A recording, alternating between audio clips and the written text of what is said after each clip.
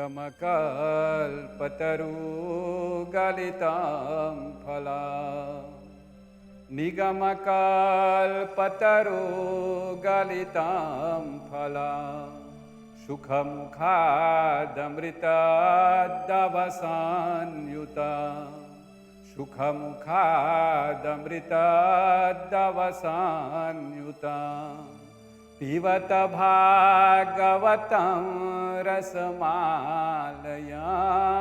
पिबत भागवतं रसमालयं मुहुरहो रसिका भुवि भावुका मुहुरहो रसिका भुवि भावुका पिबत भागवतं रसमालयं। नमस्कार। श्री सनातन धर्म मंदिर परिषद की ओर से इस अमृतवाणी कार्यक्रम में आचार्य सुरेश सुपाल मिश्र का अभिवादन। आज का विषय युगादि राम नवमी। यह बहुत सुंदर विषय है।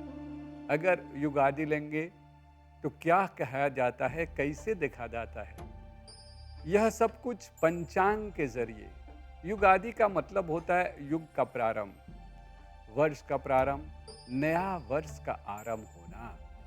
इसीलिए इन सब चीज़ों को देखने के लिए हम सभी लोगों को पंचांग को जानना बहुत ज़रूरी है।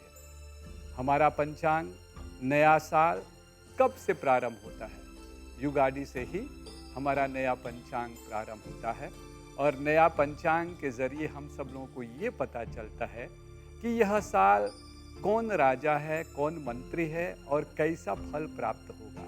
इसीलिए हम सभी लोग सभी तिथि वार नक्षत्र पंचांग के जरिए ही हम सब लोग अपना व्रत सब कुछ पंचांग के जरिए ही देखते हैं। इसीलिए कहा गया पंचांग। बहुत खुशी के साथ मैं आप सभी दर्शकों को ये बता दूं कि अब हम सब लोग 2-3 साल से मॉरिशस में पंचांग के जरिए अपना सूची व्रत तैयार कर रहे हैं। और हम लोगों को व्रत सूची में जो है वो विशेष करके चैत मास से प्रारंभ होकर के आते चैत मास तक चलेगा। वर्ष का अंतिम त्योहार होता है होली, होलिका दहन और होली। होली के बाद ही हम सब लोग चैत मास के प्रतिपदा तिथि में होली मनाते हैं। और विशेष करके होलिका दहन पूर्णिमा के रात्रि में हम सब लोग होलिका मनाते हैं। और आते साल भी याद रखना, हम सब लोग पंचांग के जरिए अभी भी आप सभी लोगों को ज्ञात होगा, उस सूची में डाल दिया गया है 2 मार्च को होलिका दहन होगा और 4 मार्च को हम सब लोग होली खेलेंगे।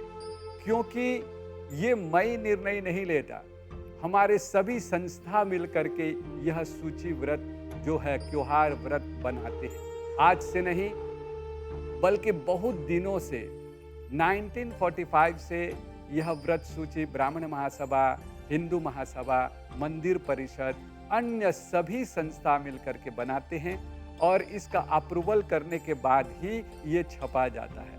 और 2-3 साल से हम सब लोग पहले दिसंबर से लेकर के दिसंबर तक बनता था, जनवरी दिसंबर तक बनता था, लेकिन 2-3 साल से हम सब लोग पंचांग के रूप में इस सूची को बना रहे हैं। क्योंकि हम लोगों का पंचांग, हम लोगों का नया साल जो प्रारंभ होता है वह होता है चैत मास के शुक्ल पक्ष से। अभी अभी हम सब लोग उगादी 30 तारीख को था और उसके बाद प्रतिपदा तिथि शुक्ल पक्ष। यह 30 तारीख को शुक्ल पक्ष के सूर्य उदय में प्रतिपदा तिथि होने से ही 30 तारीख को युगादि मनाया गया। अगर इसको हम सब लोग यूट्यूब के जरिए देखेंगे, तिथि वार नक्षत्र आदि घटे पल के द्वारा देखेंगे तो 29 तारीख को शाम में 4 बजे अमावस्या समाप्त हो गया और प्रतिपदा का प्रारंभ हो गया। लेकिन 29 तारीख को युगादि नहीं मना सकते क्योंकि 29 तारीख को सूर्य उदय में प्रतिपदा शुक्ल पक्ष का प्रतिपदा तिथि नहीं है।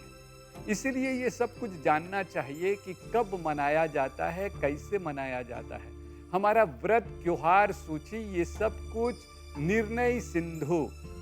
होली बुक जिसे कहते हैं, हमारा कोष्ठ जो है, जो व्रत को पालन करने के लिए, इस सब व्रत को छपाने के लिए, निकालने के लिए, डेटाबेसिस बनाने के लिए हम सब लोग उस पुस्तक के निर्णय सिंधु को सामने में रख करके उसके नियम अनुकूल हम सब लोग यूट्यूब से नहीं बनाते। हम सब लोग ऐसा नहीं करते कि नहीं उस देश में ऐसा हुआ, इस देश में ऐसा हुआ, नहीं, हम लोग ऐसा करते थे नहीं। हम सब लोग जब सूची बनाते हैं तो हमारा ग्रंथ है जिसका नाम है निर्णय सिंधु। निर्णय सिंधु, धर्म सिंधु, व्रत त्योहार को लेकर के साथ में रख करके तब हम सब लोग उस निर्णय लेते हैं कि कौन सा डेट में, कौन सा दात में, कौन सा समय में, कौन सा तिथि है और कौन सा व्रत किस प्रकार से प्राप्त होता है और कौन सा व्रत कैसे करना चाहिए। इन सब पुस्तकों के आधार पर हम सब लोग बनाते हैं। तो याद रखना, आते साल भी 2 मार्च को होलिका दहन पूर्णिमा तिथि में, 3 मार्च को विशेष करके होली नहीं मना सकते क्योंकि उस समय भी पूर्णिमा तिथि है।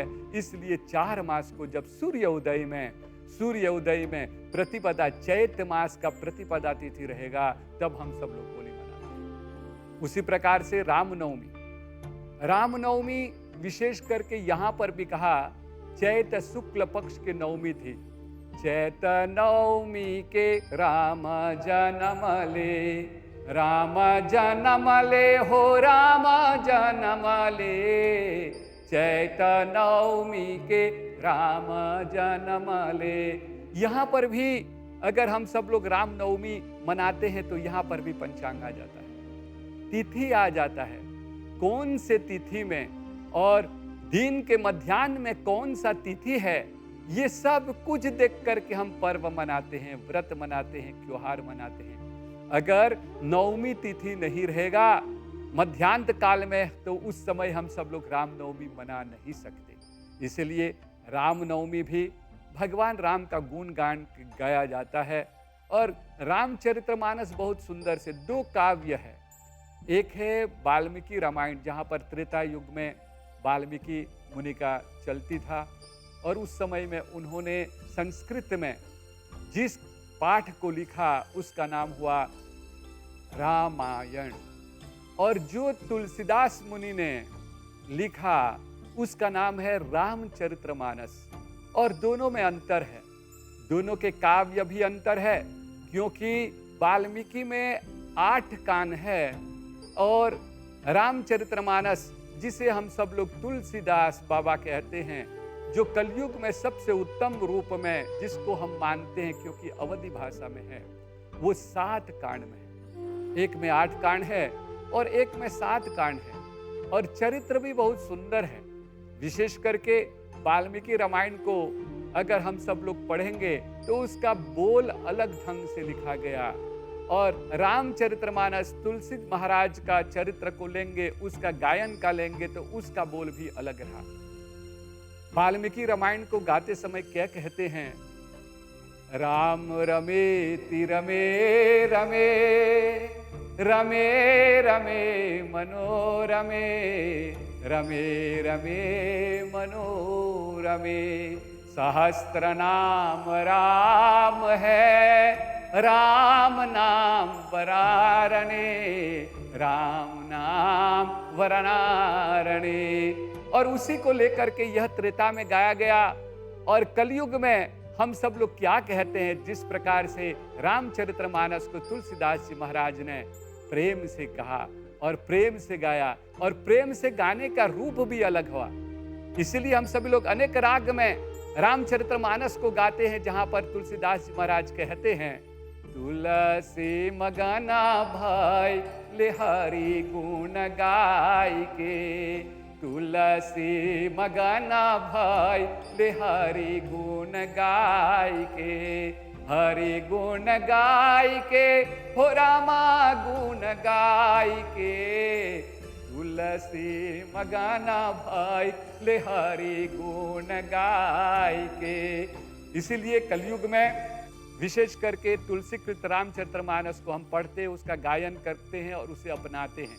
यही सबसे सुंदर काव्य है, जिससे मनुष्य में भक्ति, भावना, प्रेम, श्रद्धा और मुक्ति का प्राप्त करने का सबसे उत्तम रूप यही है तुलसीकृत रामचरितमानस को। इसीलिए मंदिर परिषद की ओर से सभी लोगों को रामनवमी का शुभ अभिनंदन करते हुए यही प्रार्थना करते हैं, आप सभी लोग अपने मंदिर में, अपने घर में, अपने कण कण में राम का नाम लेकर के अपना जीवन को व्यतीत करें, राम काव्य को पढ़ें, हमेशा राम चरित्र को जो ज्ञान दिया गया है वो अपने जीवन में उतारने की कृपा करें और अपने जीवन को सुंदर और मोक्ष बनाने की कृपा करें।